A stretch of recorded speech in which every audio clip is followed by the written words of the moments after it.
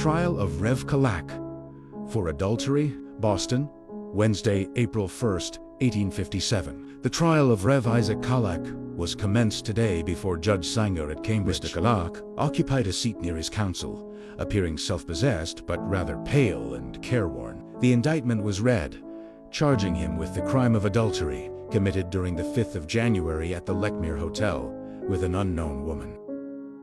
The first witness examined, Rev Holland, testified to the fact that defendant lectured before the East Cambridge Lyceum on the night in question, that he declined to accept his witness invitation to take tea at his house, but preferred a room in the hotel for the purpose of looking over his notes. Mrs. Griffin, 19 years old, wife of one of the proprietors of the house, testified to her curiosity by being excited by conversation she overheard between defendant and the unknown female, saw the woman pinch the defendant's cheeks, and indulge in other affectionate familiarities, which led witness to suppose they were not married. Boston, Thursday, April 2nd, 1857. The trial of Rev. Mr. Kalak for adultery was continued today at Cambridge. E.B. Bailey, one of the proprietors of the Lechmere House, resumed his testimony yesterday and occupied the stand for several hours. The gist of the testimony was that, suspecting something, he took measures to have a peep into the private room engaged by Mr. Kalak when he and his female companion returned from the lecture. This was accomplished by a large key forcing an aperture at the top of the door, through which could be seen the bed in the room and a portion of the floor. The bed was not disturbed by the defendant except to take from it a pillow when the witness says the parties occupied the floor together, but in a part of the room rather out of the range of his peeping hole. The witness could not testify to the direct act of criminality, but repeated the disgusting conversation which he alleges the parties indulged in, with other incidents which he thought injurious to the reputation of his house. The husband of the lady implicated with Mr. Kalak was in court very near to that gentleman and occasionally conversed with him. It would seem that the gentleman is satisfied that his wife is blameless, and the testimony relating to her alleged criminality appeared to make no unfavorable impression upon him. Those portions of the evidence describing the alleged endearments of the loving couple seemed rather to excite merriment than otherwise. It is stated that Mr. Stain volunteers his presence to testify that were it not for severe sickness, his wife would add her testimony to that for the defense. The trial will occupy several days. Boston, Friday, April 3rd, 1857. The trial of Mr. Kalak was resumed in Cambridge this morning. The defendant occupied a seat beside counsel. He exhibited a confident mien and shook hands with many of his friends. A plan of the room occupied by Mr. Kalak and his female companion at the Lechmere House was exhibited to the jury. The prosecuting attorney then inquired of defendant's counsel if they intended to hold him to prove that, on the 5th of January last, Mr. Kalak was a married man, having a lawful wife other than the woman in his company at the Craigle House. The fact that the woman with Mr. Kalak on the night in question was not his wife was also admitted. Mr. Dinah, for defendant, conceded the fact, remarking, "Mr. Kalak requests me to say that he is proud to say that he is a married man and that there is a Mrs. Mrs. Harriet Hasty, a visitor at defendant's house, testified that a woman whom she did not know arrived at the house on the afternoon of January 5th. Dr. Kalak was absent at the time, but came in shortly after the woman did."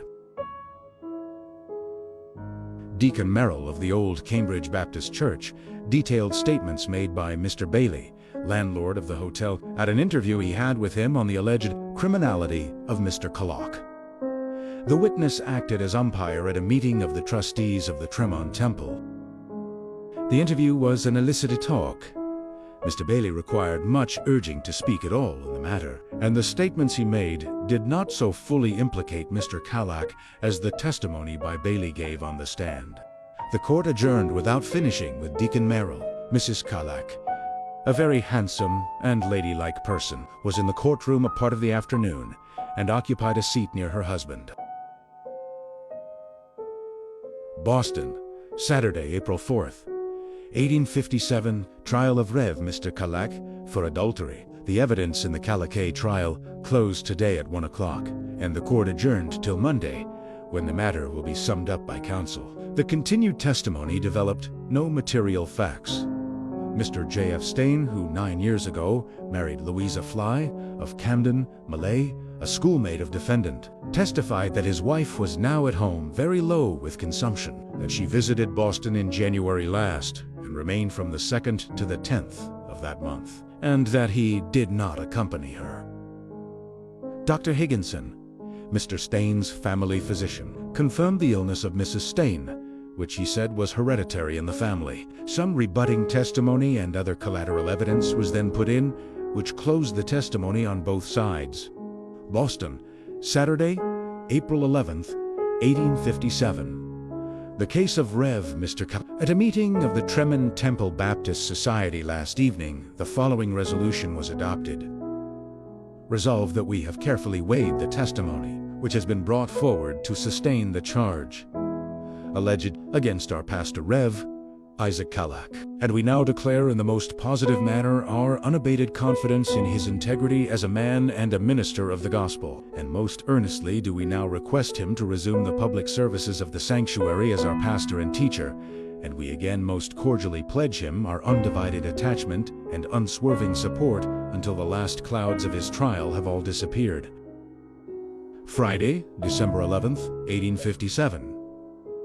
Rev. Mr. Kalak, resignation to the Tremont Street Baptist Church. Dear brethren, I herewith announce to you my resignation of the pastorate of the Tremont Street Baptist Church. I give you an early notice so that you will have ample time and a good opportunity to secure the services of my successor. It is necessary for me to assure you that nothing in the church or my relations to it leads me to this step. Indeed, I believe, has a pastorate been more pleasant, or the relations between pastor and people more harmonious, and never, I know, did a pastor leave with a more agreeable remembrance of those with whom he has labored.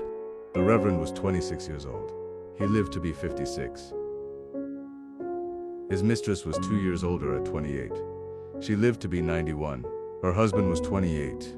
He lived to be 71. His wife was 27. She lived to be 79.